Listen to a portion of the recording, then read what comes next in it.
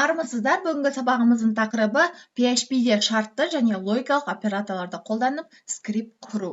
Сабағымыздың мақсаты логикалық операторлардың алгоритмін түсіну, мынандай белгідегі және немесе емес логикалық операторлары жайлы білу, берілген тапсырманы орындау. Логикалық операторлар. PHP-де логикалық операторлар мәннен не өрнектен тұратын екі операндты салыстыруға мүмкіндік береді. Мысалы, бұл жерде екі айнымалы берілген және ортасындағы мына белгі бұл логикалық және. Нәтижесі true болу қажет. Егер екі операндтың мәндері true болса, онда осы логикалық және орындалады. Келесі мысалда мынадай белгі бұл немесе. Және оның нәтижесі true. Егер ең болмағанда бір операндтың мәні true болса, осы логикалық немесе орындалады. Ал мына леп белгісі бұл бізде логикалық емес немесе теріске шығару. Нәтижесі true. Егер операндтың мәні false болса, және false егер операндтың мәні true болса, орындалады. Бұл қарапайым тілмен айтсақ, егер де мәніміз true болып шықса, оны теріске айналдырады false-қа. Егер де false болып шықса, қайтадан теріске айналдырады, ол бізде true. Мысалда қарастырайық. Ол үшін ең алдымен біз серверді қосуымыз қажет. Индекс PHP-мен жұмыс істеген кезде, яғни жалпы PHP тілімен жұмыс жасағанда, сіздер міндетті түрде серверді қосуларыңыз қажет. Серверімізді запустить етеміз. Сайт.kz бойынша жұмыс істедік. Мінекей. Енді осыны ары қарай жалғастырайық. Осы индекс PHP құжатын ары қарай жалғастырамыз. Sublime Text'те ашамыз. Мінекей. Осы жерде қажет емес бөлікті өшіреміз. Және қайтадан айнымалысын құрайық. Және осы айнымалымыз 10-ға тең болсын. Келесі n айнымалысын құрып, осы n айнымалысында қандай мән шығатынын есептейік. Ол үшін шарт қоямыз, яғни логикалық операторды қолдану арқылы a айнымалысы кіші болсын 20-дан және белгісі логикалық оператор a айнымалысы үлкен болсын 5-тен. Нүктелі үтір. Қандай мән шығады деп ойлайсыз? Бұл жерде логикалық мән шығады, true немесе false. Енді қараңыз, a айнымалысына 10-ды қоясыз. 10 20-дан кіші және 10 5-тен үлкен. Біздің логикалық операторымыз дұрыс, яғни true. Ақиқат. Енді бізге echo экранға шығару. n айнымалымызды экранға шығарсын. Ctrl-S. Обновить етіп көрейік. Мінекей. Экранға бізге 1 деген мән берді. Логикалық тип бұл екі мәнді қабылдайды, true немесе false, ал экранға оны 1 немесе 0 деп шығарады. 1 дегеніміз true ақиқат, 0 ол жалған. Бұл жерде бастысы біз және деген логикалық оператордан жұмыс істеу алгоритмін түсіну. Яғни екі операнд берілген, мінекей, екі операнд. Осы екі операнд бірдей true болған кезде ғана бізде логикалық және жұмыс істейді. Келесі, мысалы осы жерде біз мәнді өзгертсек, 5-ті 30-ға өзгертіп, Ctrl-S десек, бұл жерде комментарийді өшіре тұрайын, экранға не шығатынын қарайық.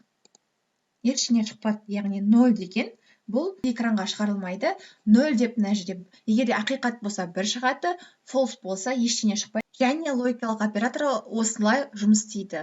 Ал енді бізде осы жерде true шығару үшін немесе деген логикалық операторды қолдансақ болады. Немесе осындай белгіде белгіленеді, яғни екі тік сызықша. Және де оның жұмыс істеу алгоритмі, егер де осы екі операндтың біреуі ақиқат болса, онда экранға true белгісін шығарады. 1 деген санды сақтап көрейік. Обновить етеміз, мінекей. Яғни дұрыс деген мәнді экранға шығарды. True, ақиқат. Көріңіздер ғой, 10 кіші 20-дан немесе 10 үлкен 30. Яғни бұл жерде 10 үлкен 30 дұрыс емес. Немесе деген оператор орындалғандықтан, сол себепті бізде экранға 1 деген санды шығарды. Келесі, енді осы жерде бізде, мысалы 5 деген өзінің санынан қайтадан берейік. Бұл жерде бізде true деген шығады. Екі мәнде дұрыс. Келесі, егер де біз бұл жерде айнымалы берейік, n деген айнымалыны, және осы айнымалыны теріске шығарайық. Ол үшін деп белгісі теріске шығару. Бұл жерде айнымалысы кіші 20-дан немесе айнымалысы үлкен 5-тен. Бұл бізде дұрыс. Бірақ теріске шығаратын болсақ, false деген мәнді экранға шығарады. Ctrl-S сақтаймыз. Не көріп тұрсыздар ғой? Негізінде бұл бізде логикалық операторымыз дұрыс орындалған. Бірақ енді осыны теріске шығару логикалық операторын қолданатын болсақ, экранға тұруды false-ға автомат түрде ауыстырып береді. Ctrl-S дейміз. Обновить көрейік. Ештеңе шықпады экранға. False, яғни біздің айнымалымызды n айнымалысын бірден false-ға аударып берді. Мәнді керісінше өзгертеді. Келесі мысалды көптеген студенттер бұл жерде, мына жерде серверді қолдана алмай жатырсыздар, өздеріңіздің компьютерлеріңізге жүктеп, немесе орната алмай жатсаңыздар, онлайн компилятор қолдансаңыз болады. Ол бізде ideon.com сайты. Осы онлайн компиляторға сілтемені видеоның астында қалдырамын. Бұл жерде көптеген тілдер бар, қажетті тілдердің барлығын қолдансаңыз болады. Онлайн түрде есептей аласыздар. Осы жерде PHP-ді таңдаймыз. PHP таңдаған кезде бірден PHP кодын шығарады. You code goes here дегеніміз, осы жерге жаз деген сөз. Бұл комментировать етіп тұр, өшірмей қойсаңыз болады. Енді құрметті тыңдаушылар, осы егер де сіздерде сервер орнатылмаса, ideon.com сайтына кіріп, барлық мен берген мысалдарды орындасаңыз болады. Осы жерге біз келесі айнымалыны ашайық, яғни x айнымалысы тең болсын бізге 10-ға нүктелі үтір көрініп тұр деген ойдамыз сіздерге.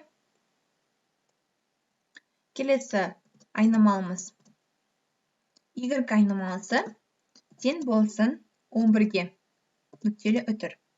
Енді осы жерде шарт орындай қажетпіз.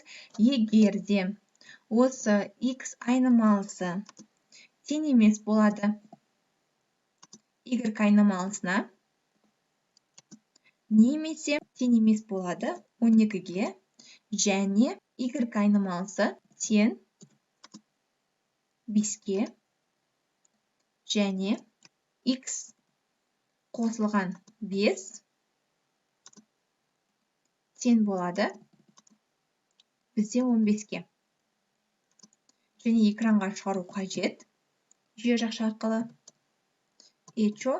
Бәрі дұрыс деген сөзді экранға шығару қажет. Яғни бұл жерде x айнымалысы тең емес y-ге, және, мына жерде және деген сөз тастап кеттік, және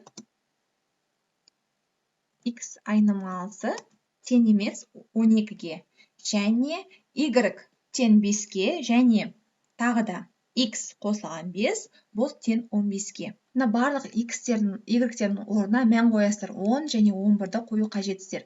Осының барлығын қойған кезде біздің осы шартымыз дұрыс орындалады ма, орындалмайды ма? Тексеріп көрейік. Ол үшін run деген батырманы басасыздар. Бірден тексереді. Ошибка деп тұр, 9-шы бөлімде. Редактировать басасыздар да, нүктелі үтір мінеке. Осы жерге нүктелі үтірді қоймаппыз. Submit.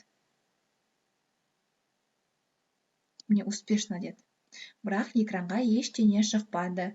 Значит, бұл бізде false болып тұр. Енді true болу үшін не өзгертуіміз қажет? Неке қараңыздар, бұл жерде есептеп шығуыңыз керексіздер сіздер. X бізде 10, 11-ге тең емес, және бұл жерде 10, 12-ге тең емес. Ара қарай біздің 11 бұл жерде 5-ге тең деген, мына жердегі және деп тұр, көрдіңіз, мына барлық оператор бірдей болу қажет. Және тұрған жерде 11 5-ге тең емес. Және бұл жерде 10-ға 5-ті қоссақ 15, бірақ мына жерде қате болғандықтан бұл бізде дұрыс жұмыс істемейді. Сосын бізге false деген мәнді беріп тұр. Енді осы жердегі y-ге біз 5 деген мәнді беріп көрейік. 5 деген мәнді беріп, қайтадан запускке жібереміз, мінеке submit деп. Успешно деп тұр, және бәрі дұрыс деген сөз экранға шығарылды. осылайша осындай логикаменен сіздер жұмыс істейтін боласыз. Логикалық операторлар осылай жұмыс істейді.